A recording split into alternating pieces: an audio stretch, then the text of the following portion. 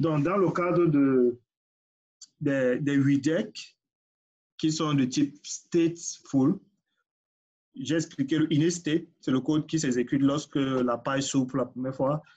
Le code dit chain dependency, c'est ce code qui est exécuté lorsque votre build se reconstruit. Okay? Lorsqu'il y a changement dans votre build, vous pouvez mettre un bout de code qui doit être exécuté chaque fois que la page, par exemple, se rafraîchit. Vous allez voir la différence entre les deux. C'est que cette fonction-là ne réexécute pas lorsque les changements se passent sur la même page. Okay? Si vous êtes sur la même page, on n'a pas besoin de changer. Le code qui est ici ne se réexécute pas. Par contre, s'il y a des changements dans la page, le code que j'écris ici va se réexécuter. À chaque fois qu'il y a un changement dans la page en cours, ça peut être dû au state, au changement d'une variable, ainsi de suite. Okay. Donc, nous n'avons pas besoin de redéfinir cette fonction dite chain dependency. La fonction qui nous intéresse, c'est plutôt la fonction init-state. C'est cette fonction qui permet d'initialiser, disons, les variables nécessaires à la construction de votre build. Donc, parmi ces variables, il y a la variable product stream, qui est un stream qui contient la liste des produits. Cette liste des produits provient de Firebase. Donc, la fois dernière, j'ai expliqué ce que c'est qu'un stream. Le stream va ajouter des écouteurs de telle sorte que s'il y a un changement dans la BD, automatiquement, le stream builder est reconstruit. C'est-à-dire qu'on réexécute le stream builder afin d'obtenir des changements, afin de récupérer les données de Firebase. J'ai également dit que la fois dernière, on pouvait plutôt définir un feature. Okay? Au lieu d'utiliser un stream, on pouvait dire je veux plutôt un feature qui contient la liste des produits. Comme ça. Get product feature. Et feature, on doit ajouter le mot-clé async. Async, si vous faites feature, vous devez ajouter le mot-clé async. La différence sera que query, dans query, on va dire faststore.instance.collection. La collection sera produit, product. Et je vais dire .getDocument. C'est vrai ça. Je fais return de query. Point.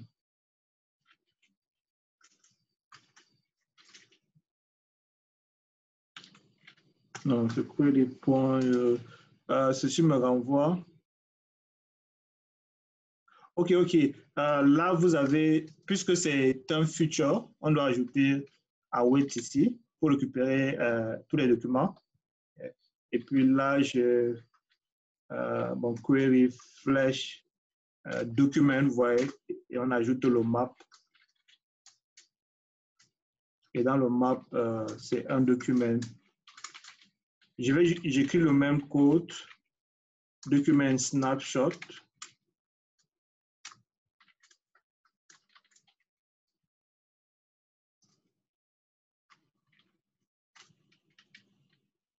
Ici, on doit retourner un product from map. Et là, c'est doc.data et le document ID. Doc.document ID.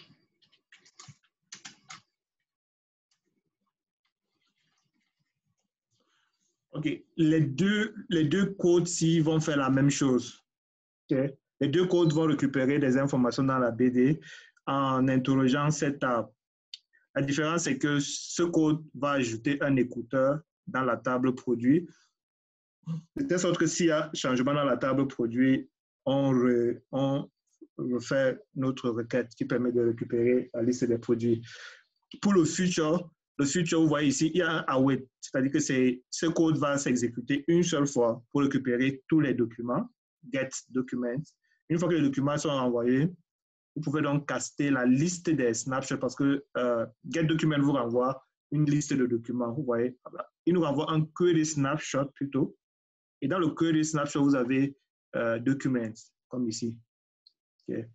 Donc, dans le query snapshot, vous avez la liste, vous avez un attribut documents qui contient la liste des documents. Donc, ça, c'est un query snapshot. Donc, un query snapshot a un attribut qu'on appelle le document. Ouais, c'est la même chose ici.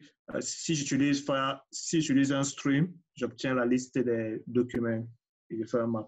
Dans le code, il est identique.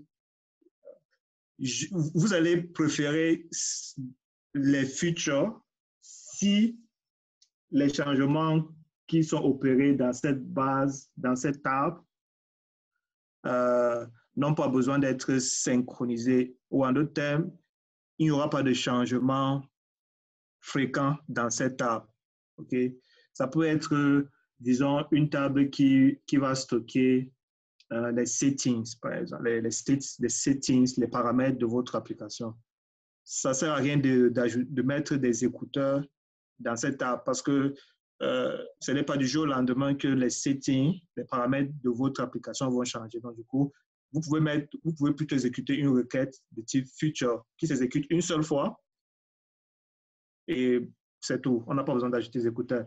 L'avantage avec Firebase, Firestore, je l'ai expliqué, c'est également le fait que quand ces requêtes sont exécutées, automatiquement, une base de données locale est créée sur votre téléphone. Donc, lors de la première exécution, le feature va effectivement aller rechercher les informations depuis la base de données Firestore, mais lors des prochaines exécutions, on n'ira plus interroger la base de données Google. C'est-à-dire qu'il y aura déjà une copie locale. Okay? Donc, ce qui se passe avec Feature, la copie va se réaliser de façon locale et les prochaines interrogations vont plutôt s'exécuter de façon locale. Ça fait que même si vous êtes déconnecté, il va utiliser la base de données locale qui a été créée automatiquement. C'est la même chose avec le stream. Tout se passe localement. Mais si vous avez une table qui change constamment, comme le cas des produits, parce que moi, je peux télécharger un produit, je peux être sur la page, pendant que je défile ma page, un nouveau produit est inséré. Il faut que cette page se rafraîchisse sans toutefois que j'ai à aller à gauche ou à droite à réexécuter la page. Dans ce cas, vous mettez des écouteurs qui vont faire cela. Donc, je reviens dans un autre exemple et on va utiliser le stream. J'enlève ceci. Une fois que les données sont revenues,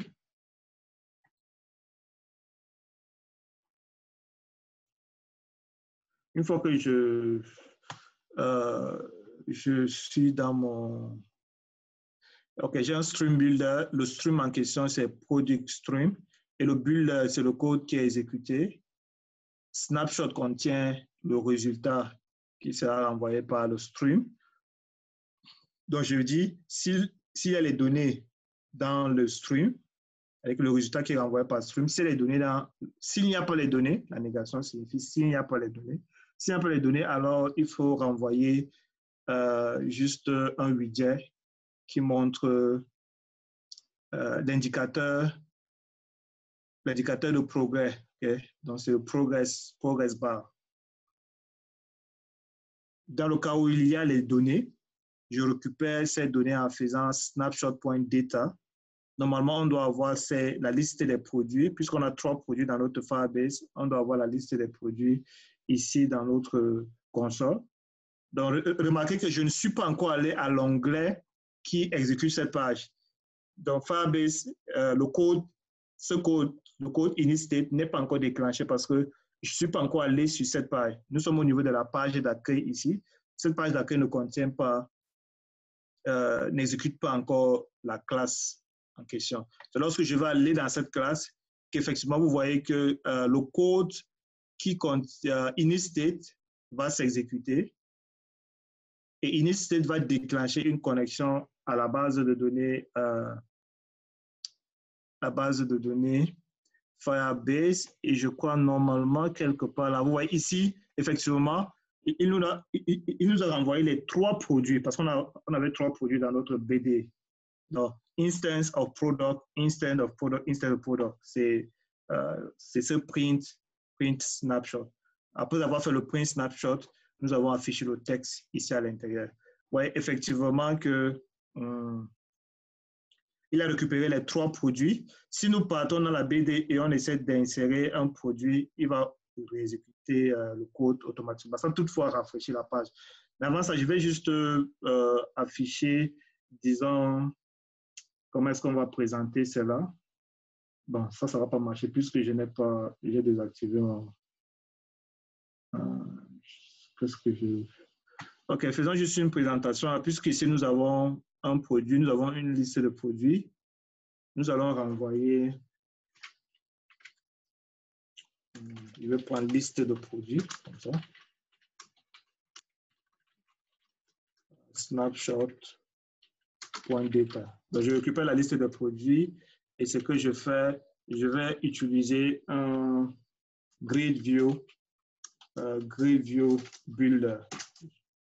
Dans le grid view builder, je vais utiliser un sliver grid with fix access count. Nombre d'axes, on va dire 2. Et item builder prend un contexte et un index et il nous renvoie quel est le code qui doit être exécuté pour construire un élément. Pour construire un élément, pour le moment, nous allons juste envoyer image.net. Je vais d'abord récupérer le produit en question.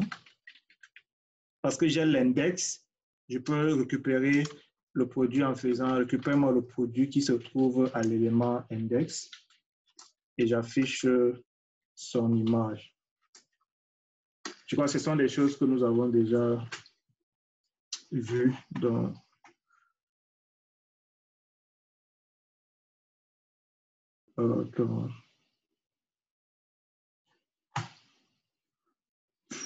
ok, ça c'est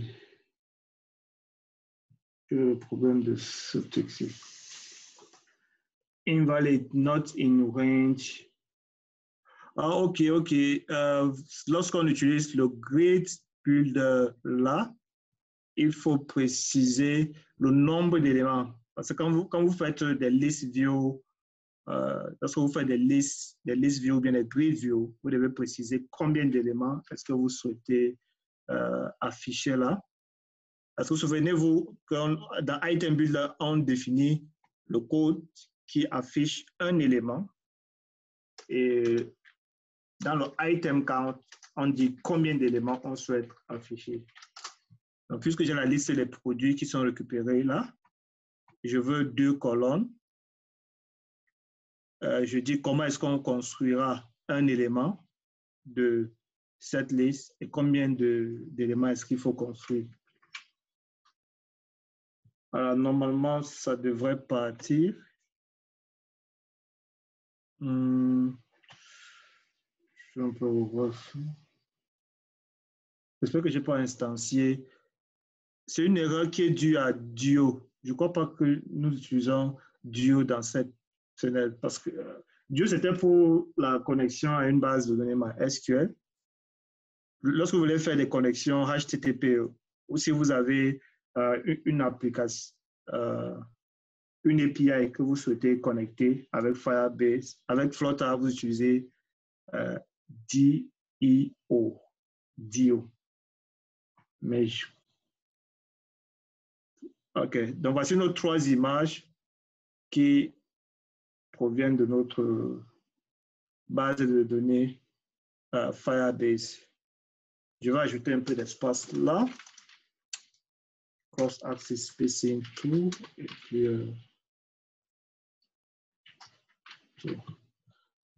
au lieu d'afficher juste une image, nous allons retourner, disons,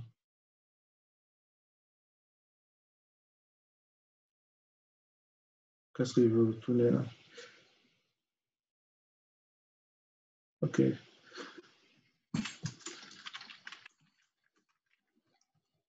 Je vais utiliser un grid type.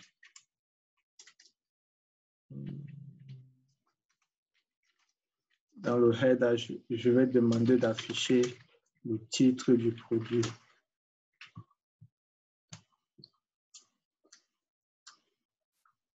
Ok, juste quelques petits groupes.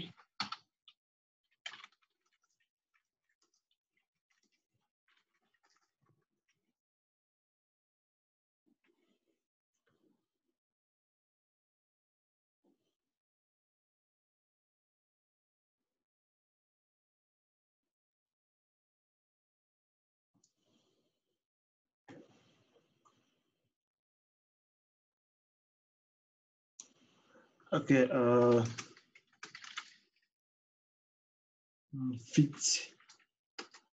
Fitbox.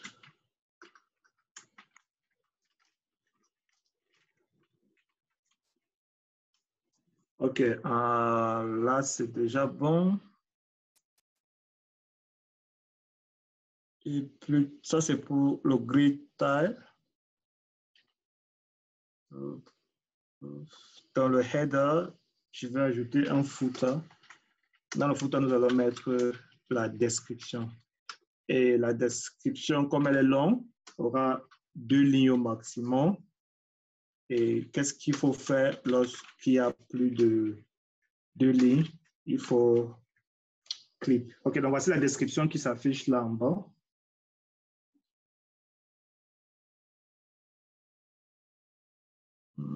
Je vais ajouter.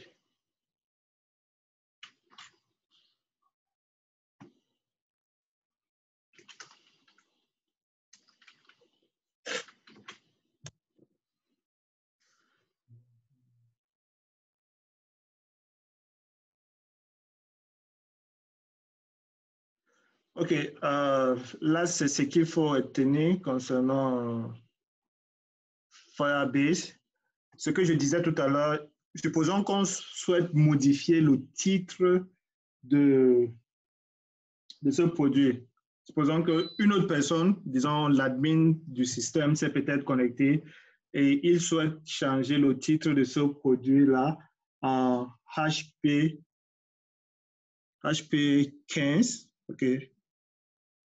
Changeons le notebook HP. Je crois que c'est ça. Okay. Lorsqu'on viendra dans la liste des produits, voici le titre laptop.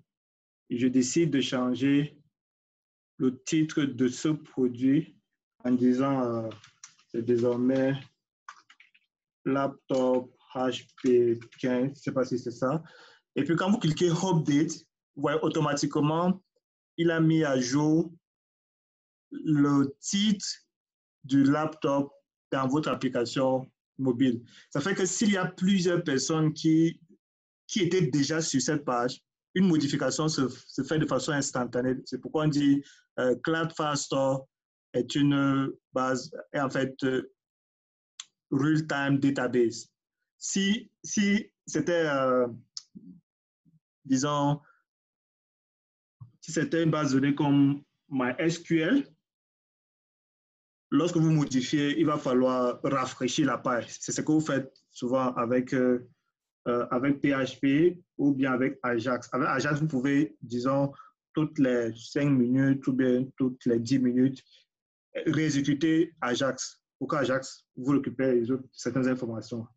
C'est dans le code de site web que vous allez voir Ajax. L'avantage avec Firestore, c'est que lorsqu'on va modifier, on n'aura vraiment pas besoin de rafraîchir la page avant que la modification ne puisse avoir lieu. Donc, je crois que c'est tout ce que je voulais vous présenter là. Le reste, c'est une question de design. Question de design. On avait un autre produit. Supposons qu'on ajoute un autre produit dans la BD. Je m'en vais là. Et décide d'ajouter le produit numéro 4 qui est fiche.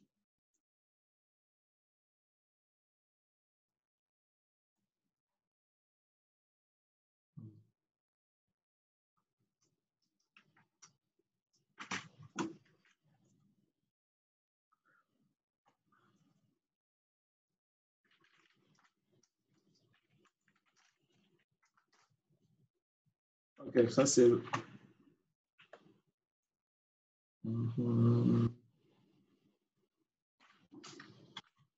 Ça c'est le produit numéro 4. Je m'en vais dans le hosting, storage, afin d'ajouter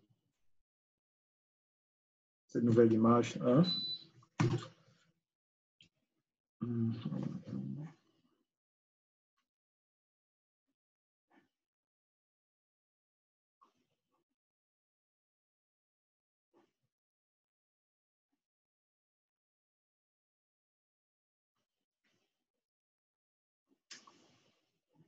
Donc, on va ajouter un autre produit,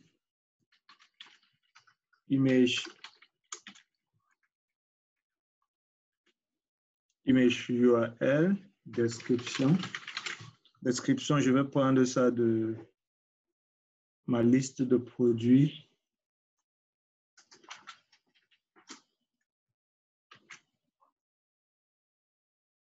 Le titre, c'est fiche et le prix, c'est 19,99. Title.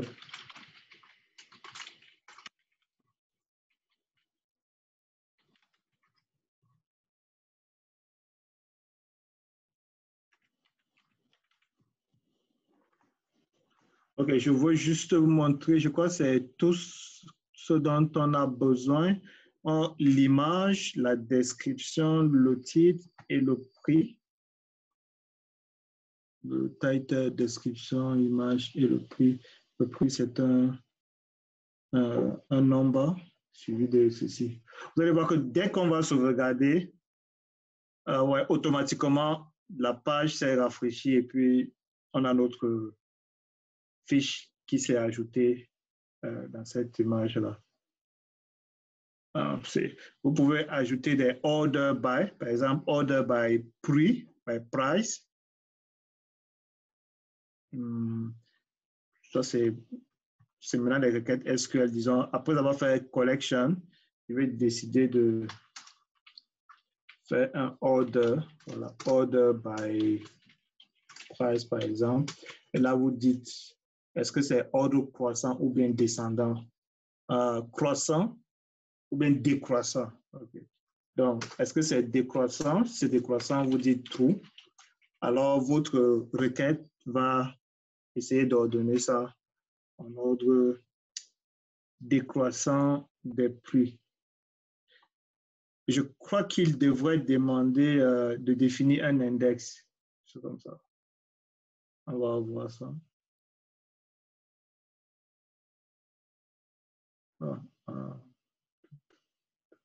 Si je pars là. Voilà, donc c'est ordonné par ordre décroissant du prix.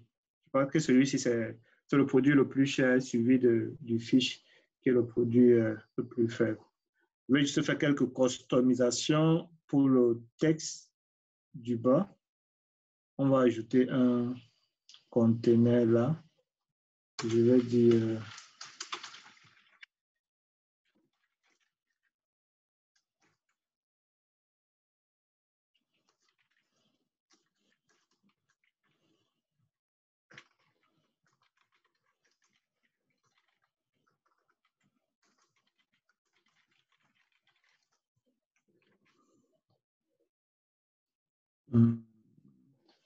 ça c'est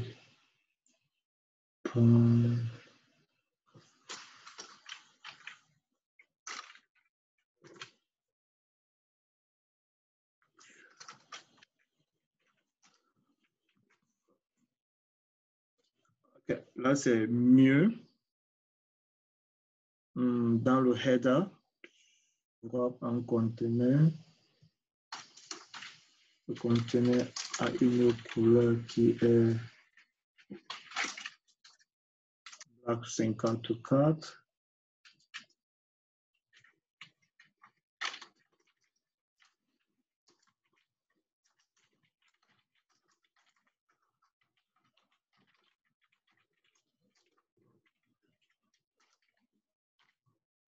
OK, ça c'est beaucoup plus clair. ce qui se passe après avoir défini ces différents produits. Le clic ne fonctionne pas. Nous avons dit la fois dernière que pour activer le clic, il suffit d'envelopper tout ce widget dans un inkwell. Inkwell, je crois que c'est comme ça. Vous pouvez utiliser Inkwell ou Gesture Detector, donc entre les deux. J'avais précisé la différence entre les deux la fois dernière dans une des vidéos.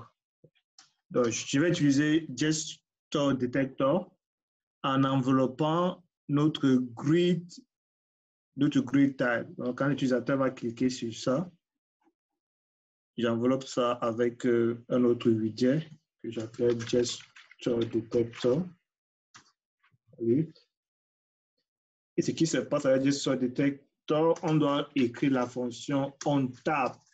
C'est cette fonction qui est exécutée lorsque l'utilisateur clique sur cette zone. Qu'est-ce qu'il faut faire? Il faut aller dans la page navigator.push.